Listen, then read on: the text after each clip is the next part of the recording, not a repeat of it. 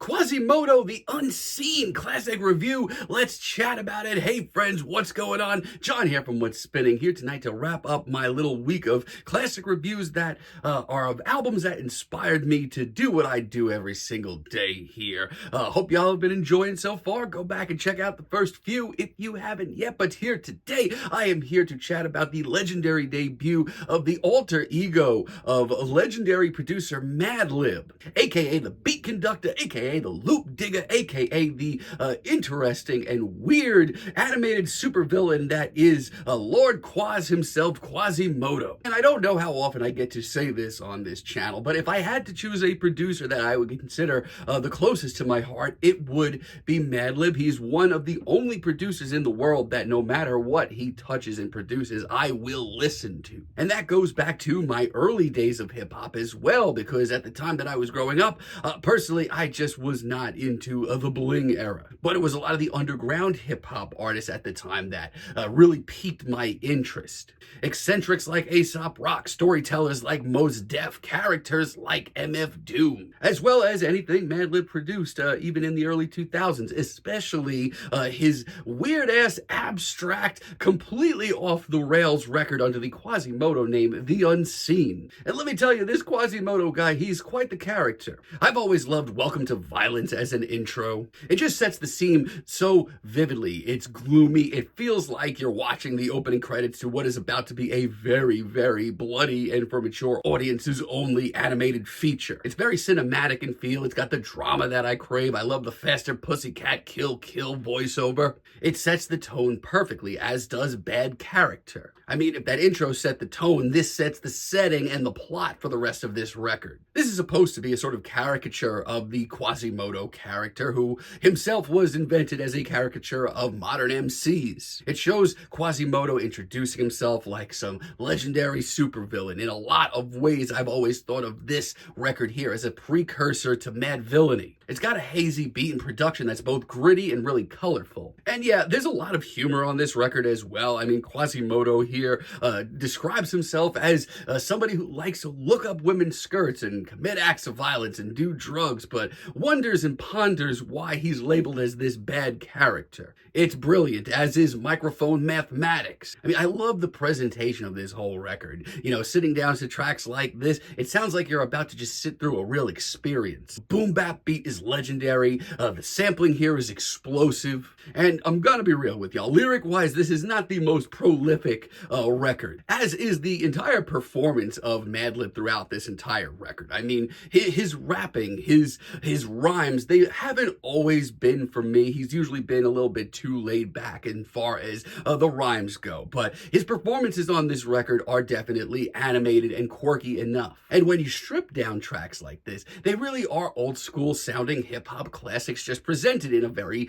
more in-your-face and colorful way. Basic Instinct, I love the beat here. It is outrageously smooth. I mean, there's just such a thick layer of cool throughout this entire project. Quas's performance, once again, it's very over the top, but it's really enjoyable. And I've always thought that no matter what kind of fan of modern hip-hop you are, there's probably something for you here. It's a true classic and an awesome character study. Good Morning Sunshine is a little bit more dramatic, but it's also a lot more personality fueled. Once again, Madlib is rapping in his own voice here. And yeah, once again, it's pretty lackadaisical, pretty laid back, a little too stoned for my liking at points, but for a drug-fueled track like this, I actually think it works. It's surreal, it's hard to place, but it's also really exciting because you don't know what you're going to hear next. And listen, it's a pretty heady record. I mean, between the beats and the voices and the dialogue and the sampling, a lot of it kind of overlaps and crashes into each other throughout this record, but it gives this album such a psychedelic feel to it. Then we have Discipline 99, Part 0. And for me, this is an absolute classic. I love that old school sort of boom bap beat we get here. It sounds like an early 90s classic went through some weird animation process.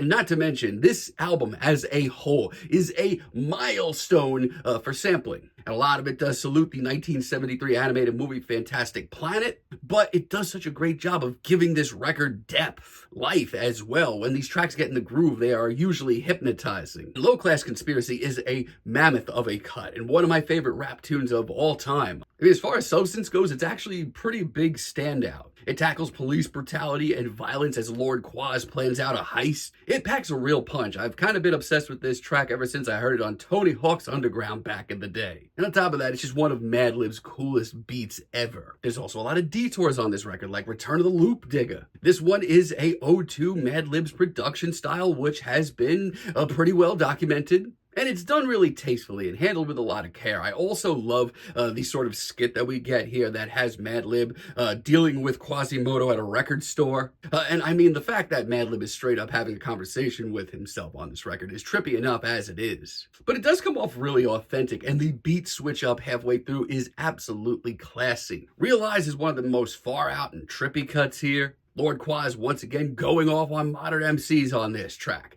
That's right, because an animated MC knows what's up, man. Madlib loves his jazz. If you know him, if you know Madlib, you know he loves his jazz. This beat is just him to a T. Now, I will say this. Come On Feet actually did take me quite some time to kind of enjoy. It is easily the farthest thing out there on this record so far, between the multiple Melvin Van Peebles samples as well as more Fantastic Planet dialogue. It's a pretty obtuse track that is not easy to get into, but there's something really hypnotizing about it, and Quas and Madlib really do both come to the table with their deliveries here. This record just sounds like you're watching the adaptation of a really gritty graphic novel, but it's all soundtracked by Madlib. I love Bluffin' as well, always have. The beat is just so whimsical and hard to place. The rest of this track has Quas once again calling out other MCs, saying that they're really not saying anything. God, I want to hear a Quas diss track for Drake by now. And there's just a lot of really memorable one-liners on this cut. Boom Music is a massive deep cut. I absolutely love this beat and production. I mean, on an album that's been pretty trippy and surreal and hard to place, this track goes just pretty hard. I mean, if this record has been a little bit too abstract for you, give this a listen. And yeah, it's a track about Madlib and Quasimoto getting real drunk and stoned together, all set to one of the most mainstream beats on this album. It's a great one. I love MHBs as well. The classy production and beat on this track are, beautiful, honestly. It's a track about manipulative women, and they are on the prowl. It's one of the shorter and sweeter tracks here, but it does fit the vibe and the aesthetic. Now, put a curse on you. I'm just going to say this now. It's always been my least favorite track here. It's less than 2 minutes and is a marathon of sampling, which is fine. I don't necessarily hate that. I just have never been that into the stop and go stylings of this cut.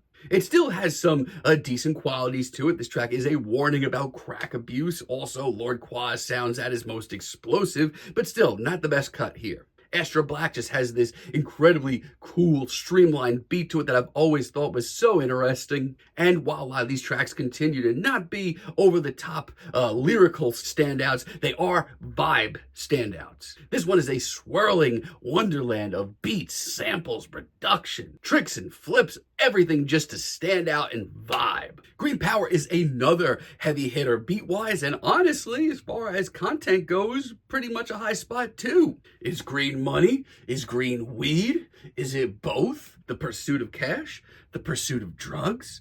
The pursuit of both?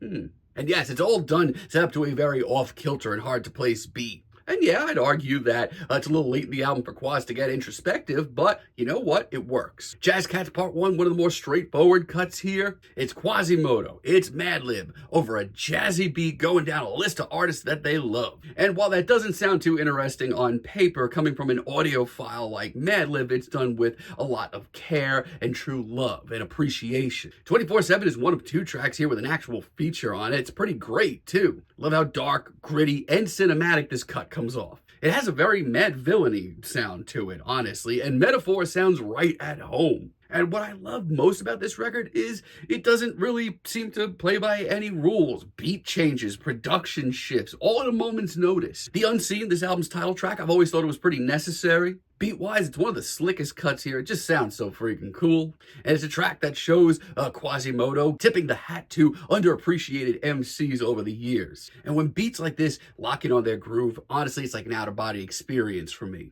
On Phony Game, I've never been that into the Melvin Van Peebles sample, which takes up a lot of this cut. But after we get through that, we get also one of Quasimoto's most explosive and raw deliveries here, as well as one of the more engaging beats as well. Astro Traveling, also one of the more straightforward cuts here. And at long last, we get a straight up old school weed cut. Madlib has never really strayed away from his love of the herb, and we get it on full blast here. I mean, it's literally basically a how to listen to this album. And who am I to tell you how to enjoy it?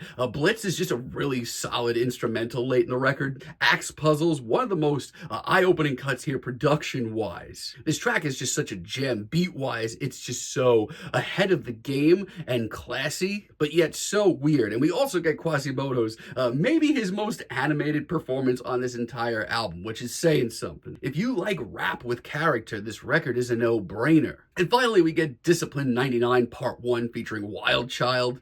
Once again, on this very smooth, jazzy beat, Wild Child sounds right at home. I love the sampling. Honestly, it's some of the most memorable on this entire record. And Quas, for one more time, for good measure, just knocks down and takes them down a peg, those modern MCs that aren't saying nothing, because he knows what's up. I mean, this album is not for everyone. This is a weird, surreal, psychedelic rap journey that is not easy to take in at all points, but it is a milestone for production. It has some of the coolest beats you're ever going to hear. And if you like rap with personality, this is one of the more interesting character records that I've ever heard, and one of the more interesting rap albums of this generation. But let me know what you all think about this down below. Reviews, they're coming back in a few days. Got Applicate and Friends Ferdinand on deck, but I'm also going to be putting out a Power Pop starter pack. You're not going to want to miss any of it. Have a great day, friends.